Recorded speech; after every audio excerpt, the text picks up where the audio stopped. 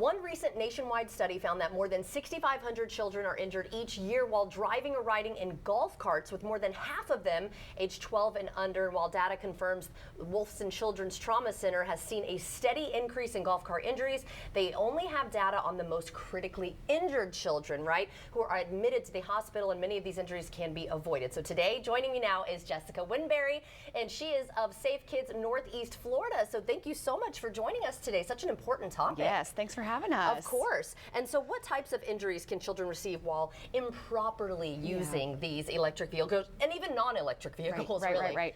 So even just kind of starting with golf carts. So we've really steadily seen an increase in the injuries related to golf carts because people are using them more, and they're using them for recreation more so than just being on a golf course. True. So typically when we see a child injured, it's because they've fallen off a golf cart and they normally hit their head. Right. So we are seeing traumatic brain injuries, really bad injuries. And so the problem is a lot of times kids are driving these vehicles and they don't know how to drive yet. So in response to that, Florida law now requires that you can only drive a golf cart if you have your learner's permit or if you're a licensed driver.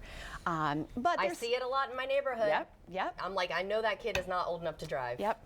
And a lot of times they're driving with their families as well, but they may not be buckled in, and so we go to take a turn and you're not expecting it. Oh my gosh, and they tip out. And you tip out. And so again, we're going to typically fall head first, and so that's where we see those injuries. Oh my gosh. Okay, so give us some essential safety tips then for those who maybe want to be in the golf carts or even those e-scooters we're seeing out there, and even just regular bikes too, because obviously we want our helmets in those situations. So as it relates to like the e-bikes and scooters and skateboards and then regular stuff, we're always wearing a helmet. A helmet is a #1 way to protect ourselves from a traumatic brain injury. And so if we have time, we can kind of talk a little bit about how to properly fit a helmet. But we want to make sure that we're wearing a helmet because that's going to reduce that rate of brain injury by about 85%. So it's pretty large. As it relates to golf carts, we're going to want to follow the rules of the road, wearing seatbelts and things like that. But remember, as far as riding things, those electronic devices go a lot faster than most of us can pedal.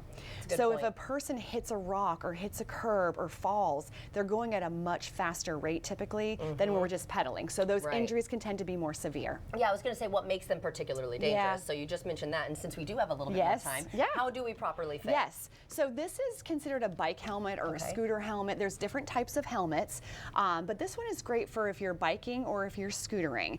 What we see a lot of times, I feel like, is kids riding around and the helmet kind of looks like this. So that whole front part of that brain is exposed to the injury, all right? So we want to make sure that a helmet is snug, level, and stable. So it shouldn't be more than 2 fingers from the eyebrow to the top of that helmet. That way we're protecting that whole front part of that brain. We can accomplish that typically. Which is still developing, usually. Exactly, for a long time, right? We want to make sure that these little clips are adjusted so that they're right underneath that person's ear. They're not down here, they're not all over the place. And then that chin strap is tight enough that when that individual opens their mouth, you could see that chin strap tug.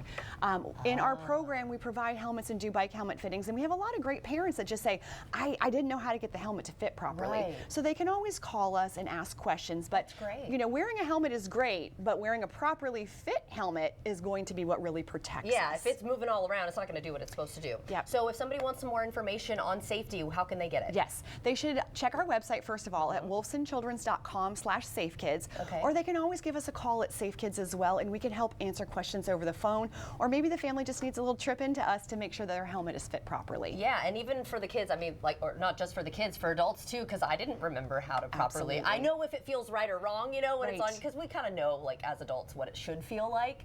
But if we don't wear it frequently enough, you forget. Absolutely, and if you don't know how to make it fit properly, then it's really hard to do. Exactly. So. Well, Jessica, thank you so much for joining us and keeping us safe and our kids safe, of course. Thank you. Of course. And if you would like to see this interview again, everyone, just head to First Coast News Plus.